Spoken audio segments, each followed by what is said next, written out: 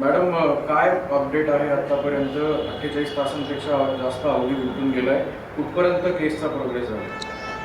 Actually ह्याच्यामध्ये आम्ही टीमची संख्या वाढवलेली आहे. सध्या 13 टीम आहेत आणि कंटिन्युअसली त्याची शोध मोहीम चालू आहे. त्याच्या गावाच्या आजूबाजूच्या ठिकाणीही काही बस स्टँड, रेल्वे स्टेशन्स वगैरे अशा ठिकाणीही आपण CCTV फुटेज वगैरे कनेक्ट करत आहोत. त्याचबरोबर तांत्रिक विश्लेषणावरून त्याच्या कॉन्टॅक्ट्समधले जे लोक आहेत त्यांच्याकडेही इंटरोगेट करत आहोत. त्याच्या फॅमिलीच्या लोकांनाही आपण चौकशीसाठी हे घेतलेलं आहे, ताब्यात घेतलेलं आहे. एकूणच परवा हा इन्सिडेंट घडल्यापासून या आरोपीची ओळख पटवल्यानंतर कंटिन्युअसली हा फॉलोअप सगळे अधिकारी आणि कर्मचारी फील्डवरती करत आहेत.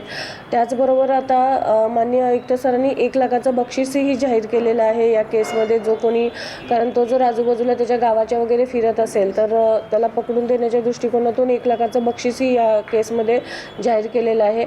आणि बाकी ज्या गुन्ह्याच्या फॉर्मॅलिटीज आहेत त्या सगळ्या चालू आहेत. तपासाचा भाग याच्यामध्ये आहे. फॉरेन्सिक्स, बसचं ॲनालिसिस वगैरे ह्या सगळ्या गोष्टी चालू आहेत. मॅडम, साधारण 48 तासानंतर सुद्धा आपल्याला काही आरोपीपर्यंत लीड्स मिळालेले आहेत का? आरोपीच्या कुटुंबाच्या पैकी कोणाकोणाची चौकशी आपण केली?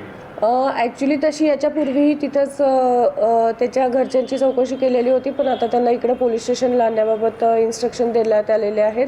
त्याचा भाऊ ऑलरेडी चौकशीसाठी आम्ही ताब्यात घेतलेला आहे आणि जसे जसे आम्हाला लीड मिळत आहेत तसं तसे आमच्या टीम वर्कआउट करत आहेत. स्वारगेट आगार प्रशासनाच्या कुणाची चौकशी आपण केली आहे का या बाबतीत? नाही, चौकशी तर होईलच या प्रकरणामध्ये. तो तर तपासाचा भागच येईल याच्यामध्ये त्यांची चौकशी करणं हे. पण त्यांचे काही अधिकारी वगैरे काल येऊन या संदर्भात मला भेटून गेलेले आहेत. RTOच्या संदर्भात RTOचे अधिकारी देखील तुम्हाला काल भेटून गेलेले, काय त्यांनी तुमच्याकडून अहवाल घेतलेला आणि पीडित तरुणीच्या अहवालामधनं काय निष्पन्न?